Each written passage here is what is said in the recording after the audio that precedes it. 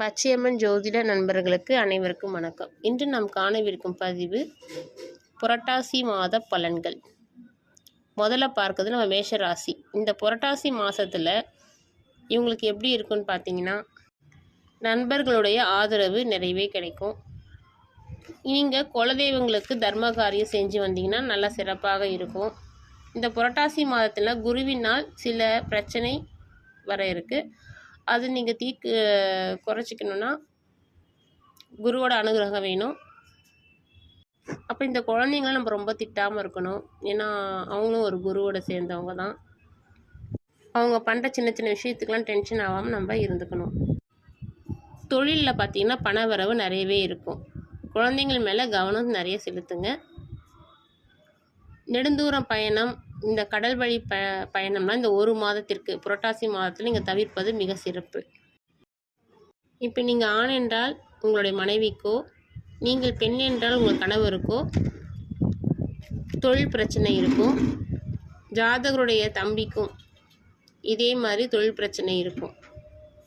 பாதத்தில் ரொம்ப பிரச்சனை ஏற்படும். லைட்டாக ஒரு சின்ன பிரச்சனை வந்தால் கூட உடனே மருத்துவமனைக்கு சென்று டாக்டர் அணுகுங்க.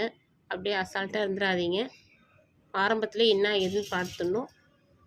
அதே மாதிரி இல்லற சுகம் கெடும். மூத்த சகோதர சகோதரிக்கு பார்த்தீங்கன்னா பண கஷ்டம் அதிகமாகவே இருக்கும்.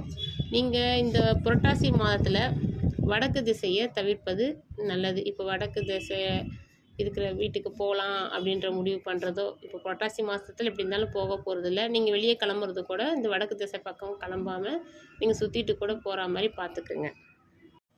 இப்போ இந்த ஒரு மாத காலத்தில் பெரிய தொகை எங்கேயும் நீங்கள் முதலீடு செய்யாமல் யாருக்கும் கொடுக்குறதோ, இல்லை கடனாக கொடுக்குறதோ, இல்லை எங்கன்னா ஒரு நீங்கள் இன்வெஸ்ட் பண்ணுறதோ அது மாதிரிலாம் வச்சுக்காதீங்க. பெரிய அமௌண்ட்டாக கொஞ்சம் தவிர்ப்பது சிறப்பாக இருக்கும். இதற்கெல்லாம் என்ன ஒரு பரிகாரம் அப்படின்னு பார்த்தீங்கன்னா, சித்தர் கோவிலுக்கு இல்லைன்னா தட்சிணாமூர்த்திக்கு, சித்தர் கோவிலுக்கும் போகலாம், தட்சிணாமூர்த்திக்கும் போகலாம். வியாழக்கிழமை தோறும் அபிஷேகத்திற்கு இளநீர் வாங்கித்தாங்க. அப்படி செஞ்சிட்டே வந்தீங்கன்னா இந்த 4 வாரம் தானே புரட்டாசி மாதம், இந்த உங்களுக்கு சுமூகமாக போகும்.